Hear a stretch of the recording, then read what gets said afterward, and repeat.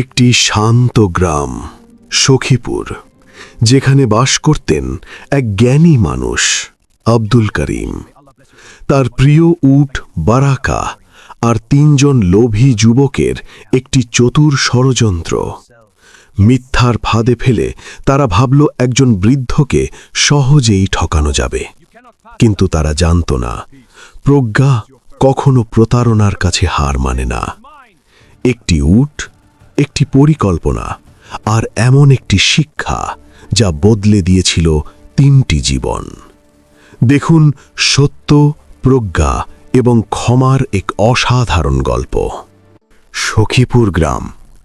সখীপুর নামটি যেমন সুন্দর করে রাখা, গ্রামের পরিবেশও ছিল তেমনি মনোরম। সবুজ ধানক্ষেত আর শান্ত নদীর ধারে এই গ্রামের সবচেয়ে প্রজ্ঞাবান মানুষটি ছিলেন আব্দুল করিম। তার বয়স হয়েছে, কিন্তু বুদ্ধি আর রসবোধ ছিল তরুণের মতো তীক্ষ্ণ। তিনি ছিলেন গ্রামের মসজিদের ইমাম এবং সকলের ভরসার স্থল। তার মুখে সব সময় একটি হাদিস বা একটি মজার গল্প লেগে থাকত। আব্দুল করিমের সবচেয়ে প্রিয় সম্পদ ছিল তার সাদা উটটি, যার নাম তিনি দিয়েছিলেন বারাকা। প্রিয় দর্শক, মূল ঘটনায় যাওয়ার আগে আপনার কাছে ছোট্ট অনুরোধ, আমাদের চ্যানেলটি সাবস্ক্রাইব করুন এবং কমেন্ট করে জানান ভিডিওটি কেমন লেগেছে এবং কোন জেলা থেকে আমাদের ভিডিওটি দেখছেন। বারাকা মানে বরকত। উটটি ছিল যেন বরকতেরই প্রতীক। দুধ দিত প্রচুর, আর তার গতি ছিল বাতাসের মতো। আব্দুল করিম প্রায়ই বলতেন, বারাকা শুধু উট নয়, এই হলো আল্লাহর দেওয়া এক চলমান নিয়ামত। কিন্তু এই নিয়ামতের দিকে কুনজর ছিল গ্রামের ৩ অলস ও লোভী যুবকের। দিলোয়ার ছিল দলের মস্তিষ্ক, কামাল ছিল তার ডান হাত, আর শাখামত ছিল কেবলই একটি বোকা হাঁস, যে শুধু মাথা নাড়তে জানত। তাদের একমাত্র কাজ ছিল গাছের নিচে শুয়ে শুয়ে অন্যের সম্পদ হাতিয়ে নেওয়ার ফন্দিয়াটা। একদিন দিলোয়ার বারাকাকে দেখে দীর্ঘশ্বাস ফেলে বলল, আহা, এই উটটা যদি একবার আমাদের হাতে আসত, বিক্রি করে যে টাকা পাব তা দিয়ে বাকি জীবনটা আর ফজরের নামাজ পড়তে উঠতে হতো না। কামাল বলল, চুরি করা অসম্ভব। চাচা তো সব সময় আল্লাহু আকবার বলে চলেন, ওনার কাছে শয়তানও ঘেঁষে না।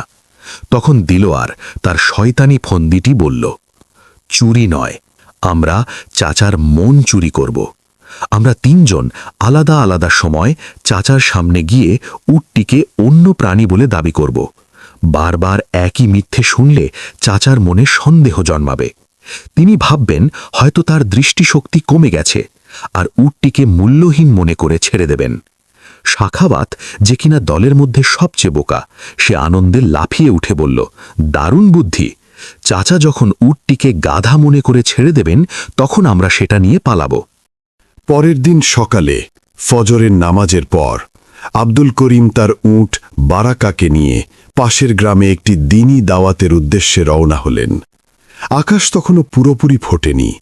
পূর্ব দিগন্তে হালকা লালিমা বাতাসের সাথে মিশে আসছিল শিশির ভেজা মাটির সোদা গন্ধ, আর দূর থেকে ভেসে আসা পাখির কিচিরমিচির। গ্রামের কাঁচা হাস্তা ধরে চলতে চলতে তার মুখে ছিল বিসমিল্লাহির রহমানির রাহিম, আর মনে ছিল আল্লাহর প্রতি অগাধ বিশ্বাস। আব্দুল করিমের বয়স হয়েছে, কিন্তু তার চালচলনে ছিল এক ঋষি সুলভ দৃঢ়তা। তিনি শুধু একজন আলেম নন, তিনি ছিলেন গ্রামের মানুষের কাছে প্রজ্ঞা ও ধৈর্যের প্রতিচ্ছবি। তার এই সফর নিছক একটি বক্তৃতা নয়, বরং সত্যের বার্তা যা তিনি হৃদয়ে ধারণ করে চলেছেন। বারাকা, তার বিশ্বস্ত উট, শান্ত পদক্ষেপে এগিয়ে চলছিল। তার প্রতিটি পদক্ষেপ যেন ছিল এক নীরব ইবাদত। তার পিঠে বাঁধা ছিল সফরের প্রয়োজনীয় সামান্য কিছু সামগ্রী, একটি জায়নামাজ, একটি মাটির পাত্রে পানি, আর একটি চামড়ার থলেতে পবিত্র কোরআন শরীফ। আব্দুল করিমের মনে কোনো উদ্বেগ ছিল না, কেবল ছিল দ্বীনের বার্তা পৌঁছে দেওয়ার এক পবিত্র সংকল্প। তিনি জানতেন সত্যের পথে চলতে গেলে পরীক্ষা আসবেই, আর সেই পরীক্ষা ধৈর্য ও প্রজ্ঞা দিয়েই মোকাবিলা করতে হয়। তিনি গ্রামের শেষ সীমানা পেরিয়ে যখন জনমানবহীন একটি খেজুর বাগানের পাশ দিয়ে যাচ্ছিলেন, ঠিক তখনই প্রথম ঠগবাজ দেলোয়ার পথ আটকাল। দেলোয়ার ছিল গ্রামের পরিচিত এক অলস যুবক, যার জীবন চলত লোক দেখানো ধার্মিকতা আর কূটবুদ্ধি নিয়ে। তার চোখে ছিল ঈর্ষা, কারণ আব্দুল করিমের সম্মান ছিল তার কাছে অসহনীয়। সে এমনভাবে ভান করল যেন সে খুব ধার্মিক এবং আব্দুল করিমের ইবাদতের প্রতি তার গভীর চিন্তা। দেলোয়ার দ্রুত এগিয়ে এসে প্রায় হাঁটু গেড়ে বসার ভঙ্গিতে বিনয়ের চরম অভিনয় করে বলল, আসসালামু আলাইকুম চাচা, আপনি এই কুকুরটি নিয়ে কোথায় যাচ্ছেন? আপনি তো জানেন কুকুর স্পর্শ করলে অজু ভেঙে যায়, বিশেষ করে এই ধরনের নোংরা লোমশ কুকুর। আপনার মতো একজন আলেম কিভাবে এই নাপাক প্রাণীটিকে সঙ্গে নিয়ে চলছেন? আপনার ইবাদতের নূর কি কমে যাবে না? আপনার এই সফর কি বরকতহীন হয়ে যাবে না? তার কণ্ঠে ছিল উদ্বেগ আর চোখে ছিল কপট ভক্তি, যা তার মিথ্যাকে আরও বিষাক্ত করে তুলছিল। আব্দুল করিম মুহূর্তের জন্য থামলেন। তার হৃদয়ে কোনো রাগ বা বিরক্তি জন্মাল না। তিনি কেবল গভীরভাবে শ্বাস নিলেন। তিনি বারাকাহার পিঠে আলতো করে হাত রাখলেন। উটটিও যেন তার মালিকের শান্ত স্পর্শে আশ্বস্ত হল। আব্দুল করিম দেলোয়ারের চোখে চোখ রাখলেন। তার ঠোঁটে এক মুচকি হাসি ফুটে উঠল, যা প্রজ্ঞা ও করুণায় মিশ্রিত। তিনি দেলোয়ারের দিকে তাকিয়ে শান্ত কিন্তু দৃঢ় কণ্ঠে বললেন, ওয়ালাইকুম আসসালাম বাবা, তোমার উদ্বেগ দেখে ভালো লাগলো। তবে তুমি হয়তো ভুল দেখছ। এটি আমার উট বারাকা। সে আমার দীর্ঘদিনের সঙ্গী এবং আল্লাহ এক পবিত্র দান। তিনি সামান্য বিরতি নিয়ে দেলোয়ারের দিকে ঝুঁকে এলেন। তার কণ্ঠস্বর এবার আরও গভীর হল, যেন প্রতিটি শব্দ দেলোয়ারের অন্তরে আঘাত হানছে। তবে তোমার কথা শুনে মনে হচ্ছে তোমার দৃষ্টিতে আজ হারামের ধুলোও জমেছে, কারণ যে ব্যক্তি জেনে বুঝে মিথ্যা বলে তার চোখে সত্যের আলো প্রবেশ করে না। মিথ্যা হলো এমন এক পর্দা যা মানুষকে সত্য ও মিথ্যার পার্থক্য ভুলিয়ে দেয়। আমাদের অন্তর হলো একটি আয়নার মতো। যখন আমরা মিথ্যা বলি তখন সেই আয়নায় কালির প্রলেপ পড়ে, আর সেই কালিমা যখন গাঢ় হয় তখন উটকেও কুকুর বলে মনে হয়। তুমি মিথ্যা বলছ, তাই উটকে কুকুর দেখছ।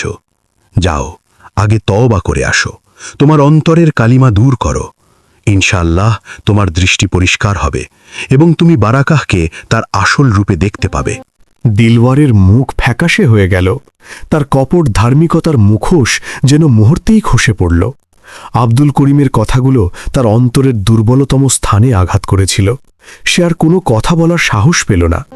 লজ্জিত হয়ে মাথা নিচু করে দ্রুত পাশের খেজুর বাগানের আড়ালে সরে পড়ল। আব্দুল করিম দীর্ঘশ্বাস ফেললেন। তিনি বুঝলেন এটা নিছক ভুল বা বিচ্ছিন্ন ঘটনা নয়, এটা একটি সুপরিকল্পিত ষড়যন্ত্র। কেউ একজন এই যুবককে তার প্রজ্ঞা ও বিশ্বাসকে টলিয়ে দেওয়ার জন্য লেলিয়ে দিয়েছে। এই পরীক্ষাটি ছিল তার ভেতরে সত্যের আলো কতটা উজ্জ্বল তা যাচাই করার জন্য। তিনি মনে মনে আল্লাহর কাছে সাহায্য চাইলেন এবং তার প্রজ্ঞা কাজে লাগানো নিশ্চিত করলেন। তিনি স্থির করলেন এই মিথ্যাবাদীদের উদ্দেশ্য যাই হোক না কেন, তিনি তার গন্তব্যে পৌঁছাবেন এবং সত্যের বার্তা প্রচার করবেন। তিনি বারাকাহের পিঠে হাত বুলিয়ে দিলেন এবং দৃঢ় পদক্ষেপে সামনের দিকে এগিয়ে চললেন। তার হৃদয়ে তখন এক নতুন সংকল্পের আলো, আর মুখে সেই চিরন্তন প্রার্থনা, আল্লাহুম্মা ইন্নী আউযু বিকা মিনাল খুবসি ওয়াল খাবাস। হে আল্লাহ, আমি তোমার কাছে আশ্রয় চাই সকল মন্দ ও অপবিত্রতা থেকে। এই পরীক্ষা তাকে আরও শক্তিশালী করে তুলব, কারণ তিনি বুঝতে পারলেন সত্যকে চেনার জন্য শুধু বাইরের চোখ নয়, ভেতরের চোখকেও পরিষ্কার রাখতে হয়। আর মিথ্যা তা যতরূপই ধরুক না কেন, প্রজ্ঞার সামনে তা সর্বদা দুর্বল। প্রায় 1 ঘন্টা চলার পর যখন আব্দুল করিম ভাবছিলেন যে তিনি হয়তো এই পরীক্ষা পার হয়ে এসেছেন, ঠিক তখনই দ্বিতীয় ঠগবাজ কামাল সামনে এলো। কামাল ছিল দেলোয়ারের চেয়েও বেশি ধূর্ত ও বাকপটু।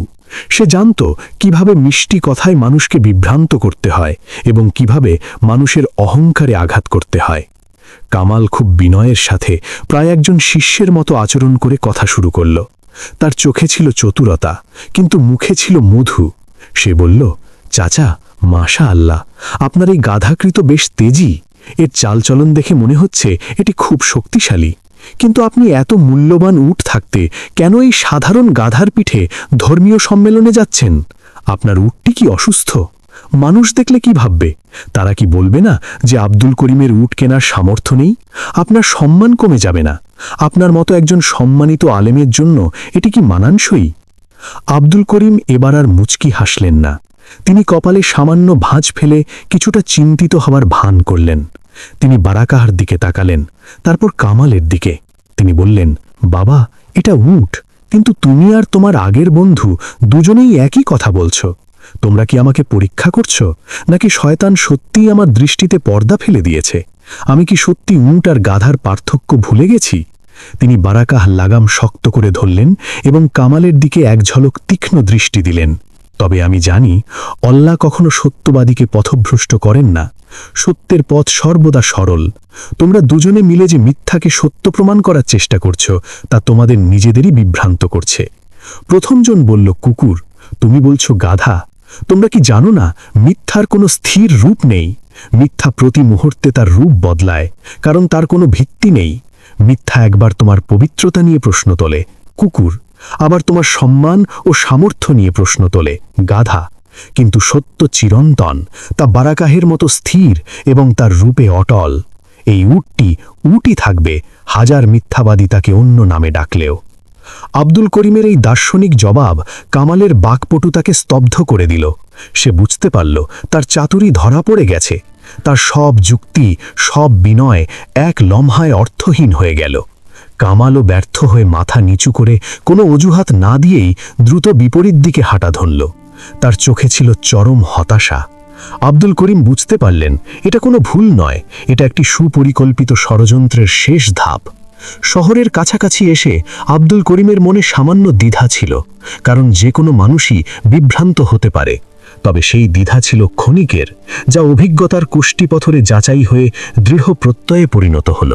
তিনি বুঝতে পারলেন, এটি কোনো সাধারণ ভুল নয়, বরং এক সুপরিকল্পিত চক্রান্তের শেষ ধাপ।